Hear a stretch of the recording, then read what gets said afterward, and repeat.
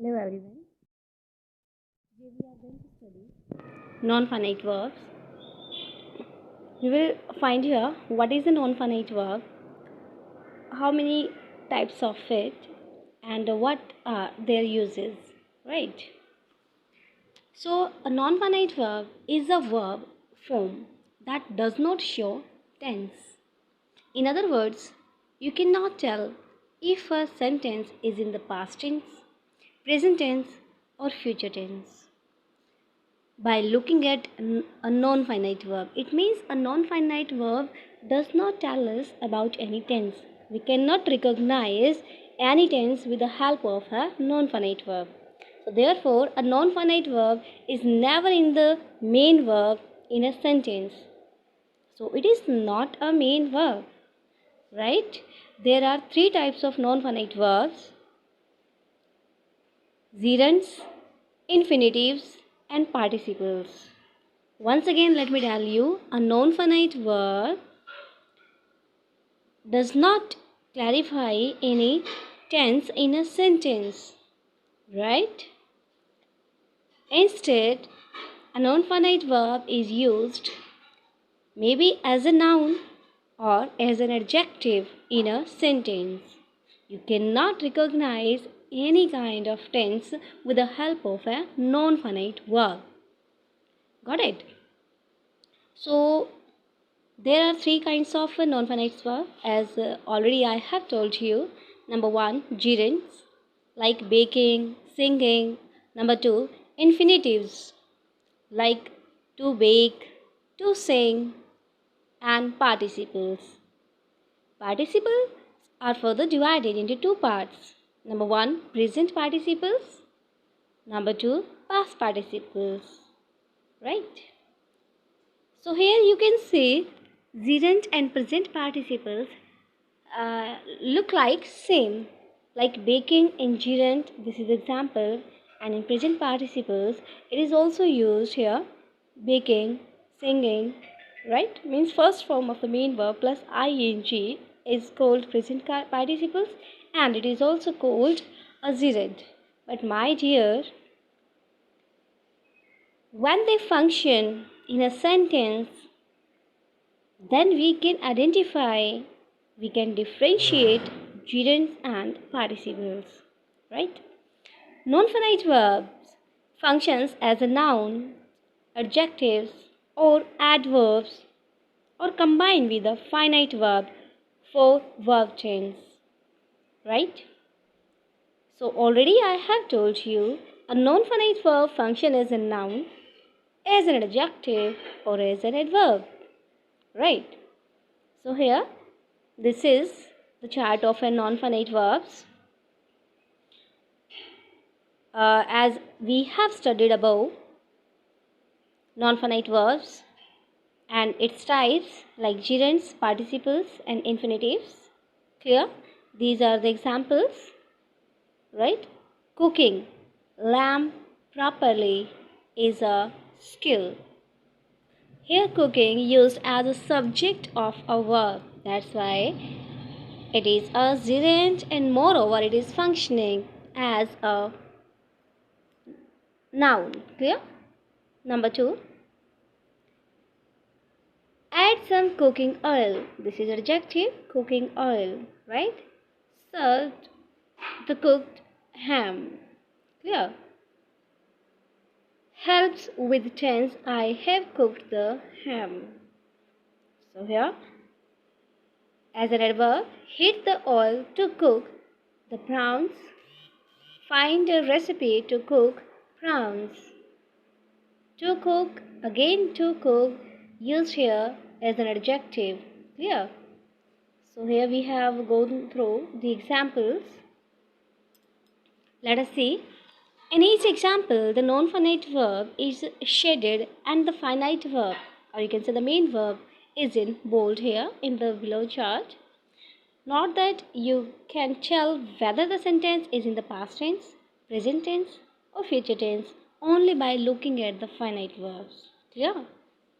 So you cannot determine the tense by looking at the non-finite verbs. So once again, it is being clear to you. For example, gerund. Gerund is formed with ing adding in first form of the main verb. Clear? Like examples, Lee likes playing Ruby. So here noun, playing is a noun.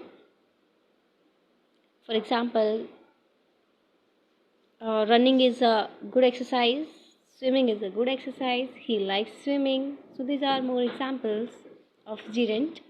Gerund can be used as a subject of a verb. It can be used as an object of a verb. Right?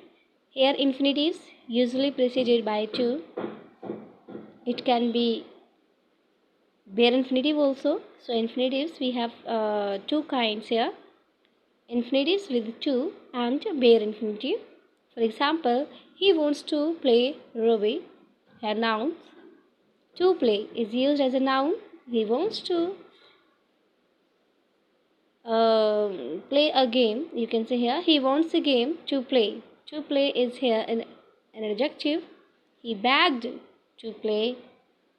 This is an adverb. Right? You can see here gerund as a use here as a noun. Infinitive is used as an adjective, as a noun, and as an adverb. For the present participle. Present participle is also formed by adding ing to first form of the main verb.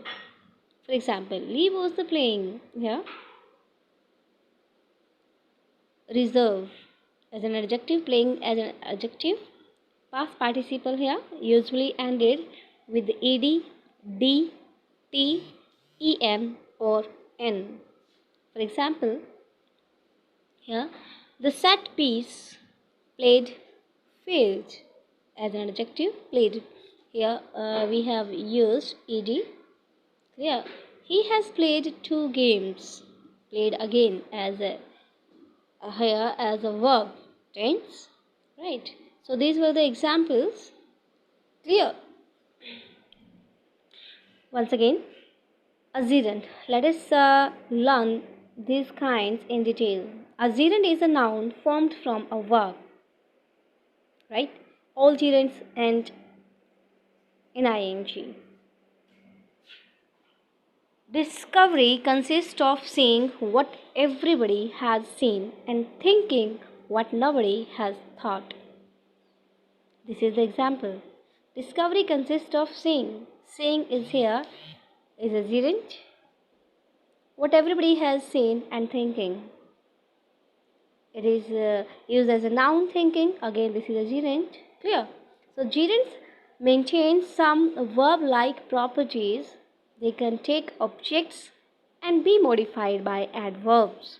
Therefore, a gerund will often appear in a gerund phrase, which consists of gerund and any objects and modifiers.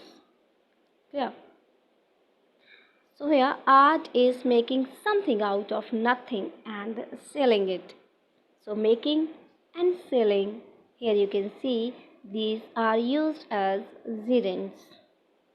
I started photographing birds in my garden. I started by photographing birds in my garden. You can see here photographing. Photographing, it is used here as a noun. Clear? So you have to be very clear, means you keep this in your mind that what the particular non-finite verb is functioning like. Clear? So if it is functioning as a noun, it is gerund. If it is functioning as an adjective, it is participle.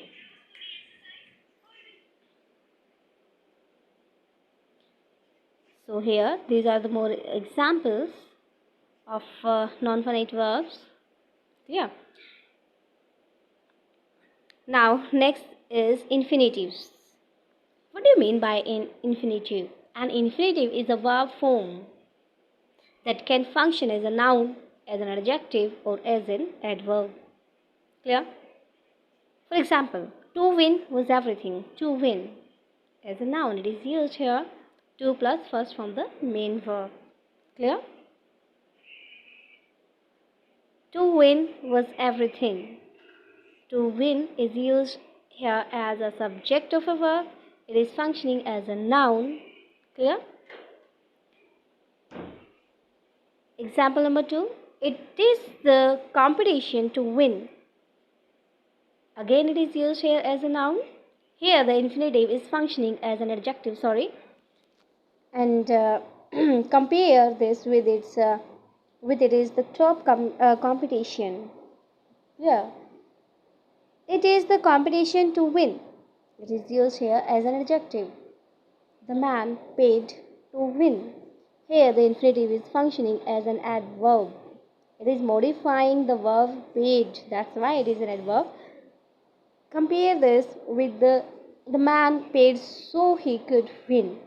The clause so he could win is an adverbial clause of reason. That's why to win is an adverb here. Yeah. So an infinitive often appears in an infinitive phrases. An infinitive phrases consist of the infinitive and any objects and modifiers. Yeah. These are the more examples of non-finite. She needed to find a lot of money quickly. The infinitive phrase is being used here as a noun. To find a lot of money. This is infinitive phrase. Here, these are the more examples you can see here. Not all infinitives are preceded by to. Infinitives are also featured in verb chains after verbs like could, may, should and would. These are the auxiliaries verbs, modal auxiliaries, and verbs like to make and to let. So with these verbs, we do not use to. Yeah. For example, if the highest aim of a captain was to preserve his ship, he would keep it in port forever. So here, he would. After would, we used here keep, not to keep. Right? As the above rule said, that with these verbs, with these modal auxiliaries verbs, we never use to. So it is called bare infinitive. Clear? Let them eat cake. Let them eat cake, not to eat. So here, let is you can say identifier. With the help of let, we can identify that this is bare infinitive verb and hence to will not be used here with the verb. So these are the more examples here. Now let us see participles. A participle is a verb form that can function as an adjective. We have studied before that a gerund is used, it functions as a noun. We have learned that non-finite verb can function as an adjective, as a noun. And now this is the participle. It can function as an adjective. There are two types of participle: the present participle ending with ing and the past participles ending with ed, d, t, en or n. These are the uses here. How? The verb to bake, to print, to lower. Right? The baking bread, the printing document, the lowering prices. This is the present participle. Past participle means here the baked bread, the printed document, the lowered prices. So here you can see the difference between present participle and past participle. So in present participle, first form the main verb is added here with the ing is added here with first form of the main verb. Hence it is baking. And in past participle, third form, you can see here. It is ended with ed, t or n. Here are some more examples. A staring graph, we do a lines give before a sleeping giant. Here, there are two present participles functioning as an adjective, right? Food is an important part of a balanced diet. Here, the past participle is functioning as an adjective. So, in both the examples, I think it is clear to you. In first example, we have used steering, sleeping. as an adjective. And in next example, we have used balanced. It is also used as an adjective. So here, ending with ing is present participle in the first example, and in the next example, ending with ed is past participle. Often, a participle heads up a participle phrase functioning as an adjective. Clear? So, drawing on my fine command of the English language, I said nothing. Connected entirely by canals and footbridges. So, participles are also used to form verb tenses. Clear, students? So, this what we have learned today. What is an adjective? How an adjective, the non-finite verb, is functioning, right? How as a noun it is functioning. So you have learned in the video what is a non-finite verb, how many kinds of it, what are their functions. Clear? Once again, a non-finite verb is a verb that will not help you to identify any kind of tense, right? So it is further divided into three parts: gerund, infinitives, and participle. Participle is further divided into two parts: present participle and past participle. Infinitives is also further divided into two parts: infinitive with to and bare infinitives. Clear? So this was the lecture today that we have understood, students. Clear? So all the best. Hope you have understood this. Thank you.